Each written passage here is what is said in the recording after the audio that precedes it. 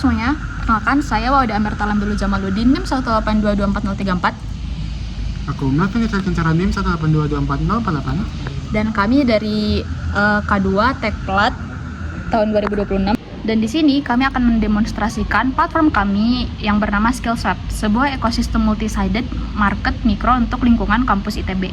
Kenapa sih platform ini tuh dibutuhkan? Nah, sebagai mahasiswa, kita seringkali dihadapkan pada situasi darurat yang membutuhkan bantuan instan, mulai dari kebutuhan logistik untuk cetak dokumen, pengantaran barang, hingga kebutuhan akademik teknis seperti debugging kode program ataupun asistensi tugas harian. Selama ini, pemenuhan jasa mikro tersebut terjadi secara informal di grup-grup angkatan WhatsApp ataupun di media sosial. Namun interaksi informal ini memicu terjadinya market failure atau kegagalan pasar. Kenapa? Karena ketiadaan infrastruktur dasar yang mampu memitigasi gesekan transaksi dan mengatur tata tertib di komunitas. Nah, pembeli kadang cemas apakah penyedia jasa bisa dipercaya, sedangkan penyedia jasa juga punya risiko gak dibayar setelah meluangkan waktu dan juga tenaganya. Nah, mendasari masalah ini, Parker, Van Altsijn, dan juga Chowdhury dalam studinya mengenai platform revolution menyatakan bahwa platform terpusat dibutuhkan untuk mengorganisasi interaksi acak tersebut. Oleh karena itu, Skillswap hadir untuk memangkas transaction friction tersebut, mengonversi waktu luang mahasiswa menjadi kapital sosial, dan menyediakan wadah bertransaksi yang aman, terstruktur, dan berbasis kepercayaan komunitas. Sekarang kita akan lanjut ke architecture flow. Nah, untuk menciptakan ekosistem yang tangguh, Skillswap dibangun di atas arsitektur berlapis yang memisahkan tanggung jawab sistem menjadi 3 bagian utama. Ada data layer, service layer, dan juga presentation layer. Mari kita bedah bagaimana data mengalir di belakang layar platform ini. Pertama, kita bahas data layer terlebih dahulu. Nah, data layer ini berperan sebagai fondasi penyimpanan seluruh informasi yang ada di platform. Di sini kami menggunakan Supabase yang didukung dengan basis data Postgres. Nah, lapisan ini menyimpan skema tabel relasional seperti data profil, data pengguna, saldo virtual yang sekarang masih pakai dummy, katalog jasa, hingga status pendanaan transaksi. Nah, karakteristik kepatuhan ACID yang tinggi pada Postgres ini menjamin bahwa data keuangan dan status proyek kami selalu konsisten dan bebas dari kegagalan parsial. Layer kedua adalah service layer, yaitu tempat di mana seluruh logika bisnis dan fungsi-fungsi penting dalam sistem ini dieksekusi. Lapisan ini dibuat modular dan terpisah dari tampilan.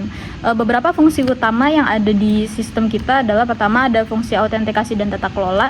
Jadi fungsi ini tuh bakal ngevalidasi pendaftaran pengguna, dan yang bisa masuk tuh saat ini hanya akun yang emailnya itb.ac.id. Mungkin untuk pengembangan di masa depan bisa lebih dikembangkan kalau misalnya sistem ini diimplementasi di kampus-kampus lain. Fungsi kedua adalah fungsi penjelajahan dan pencarian. Jadi fungsi ini bakal ngelakuin query filter dan juga penyajian katalog jasa ataupun request berdasarkan kategori kebutuhan user.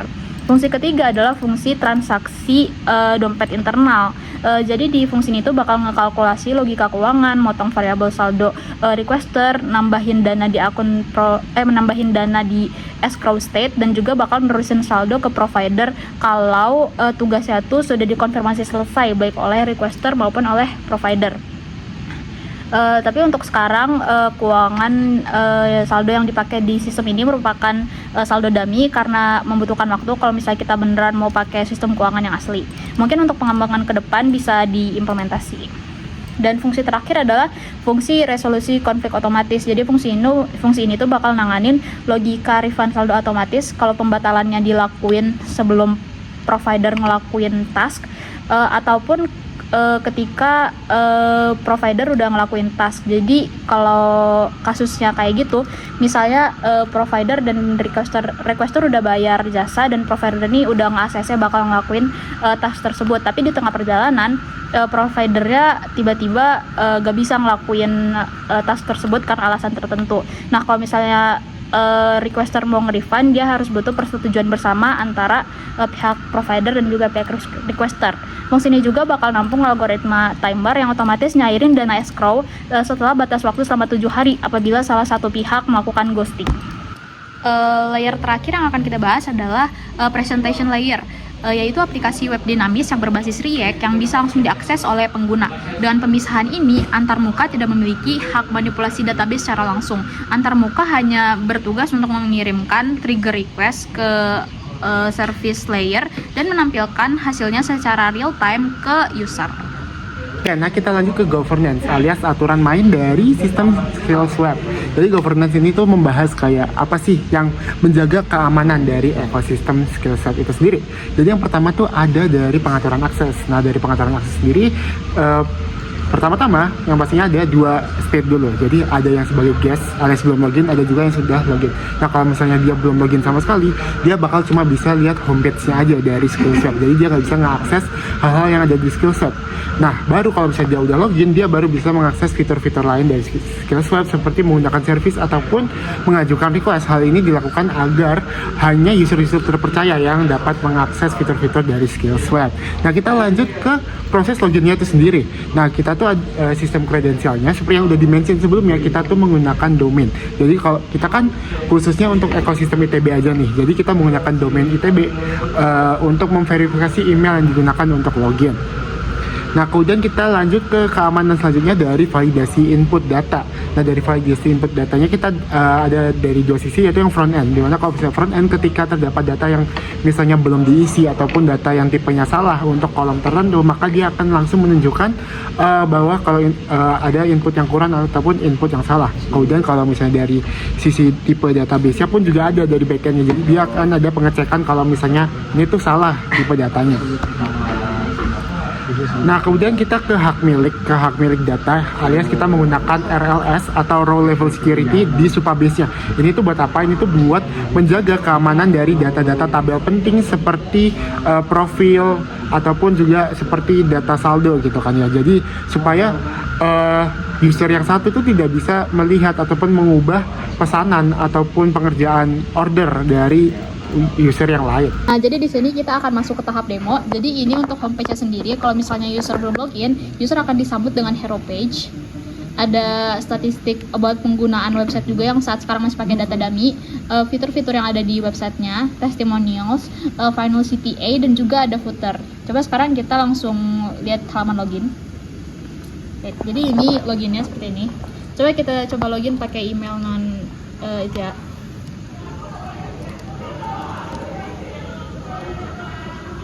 Yap, ini error prevention, ini bagian keamanan, bahwasanya hanya akun itb.ac.id yang bisa masuk.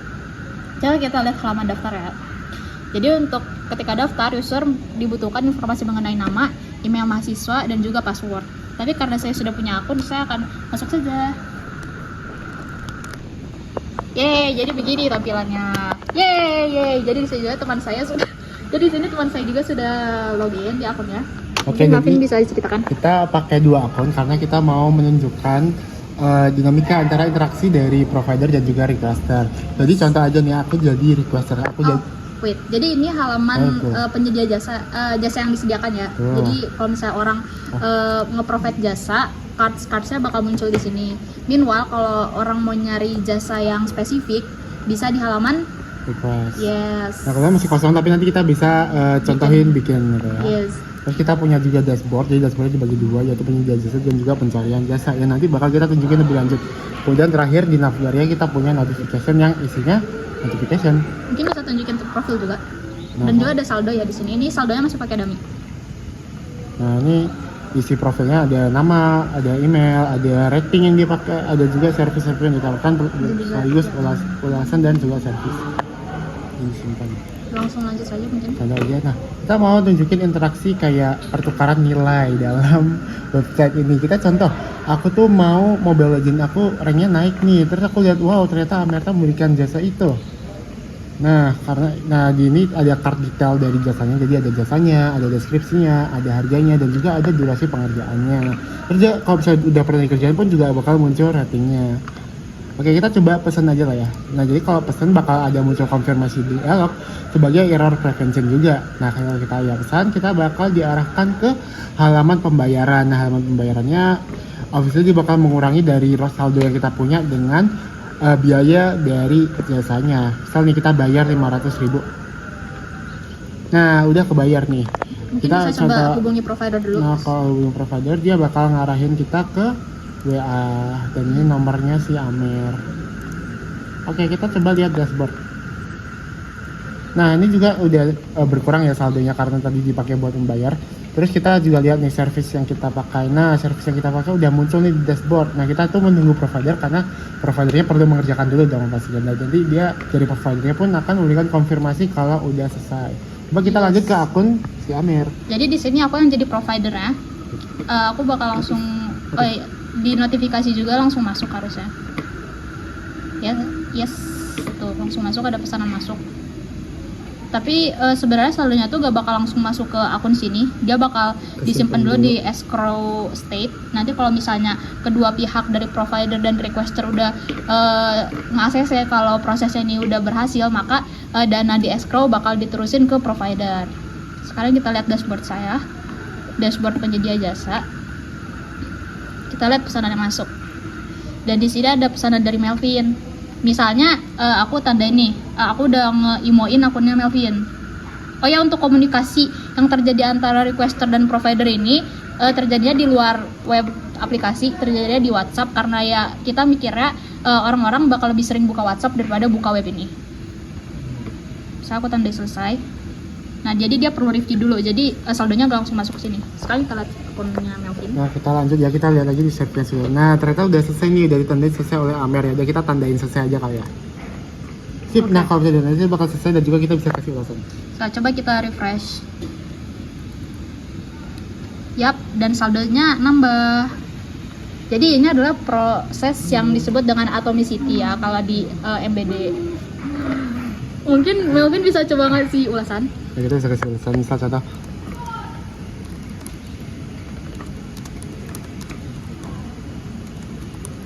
Nah, kita kasih submit aja lah ya.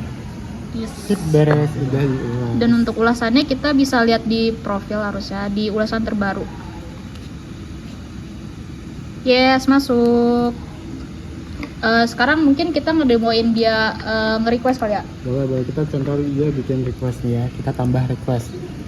Misal contoh aja, aku lagi perlu cari roti kembung.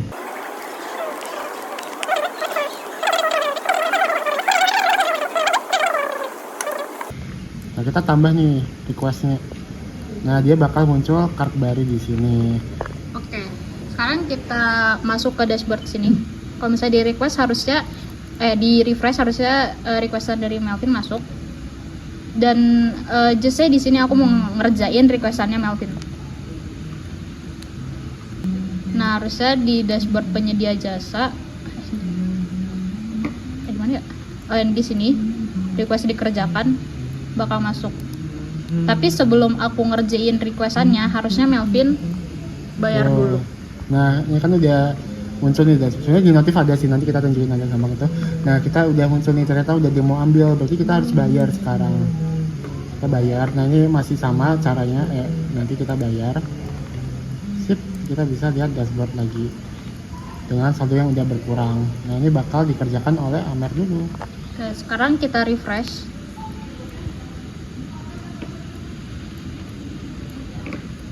Karena statusnya sudah lunas, di sini aku bisa langsung ngerjain. Kita tandai selesai coba. Dan di Melvin harus nge-ACC dulu. Nah, kita coba refresh. Nah, kita bisa tandain selesai. Udah. Oke, sekarang kita refresh. Ya, saldonya bertambah dan request dikerjakan, statusnya selesai. Kita tunjukin pembatalan. Di sini kita mau bikin skenario untuk pembatalan si jasanya. Entah ya, ini bisa pesan. Kita ya pesan. Nah, kita akan pembayaran lagi. Nah, kan dia udah berkurang nih, bentar. Tunggu refresh, dia bakal berkurang. Nah, tapi ternyata dia tuh entah alasan apa, misal sini nggak balas-balas nih. Ya udah, aku tunjukin di sini juga.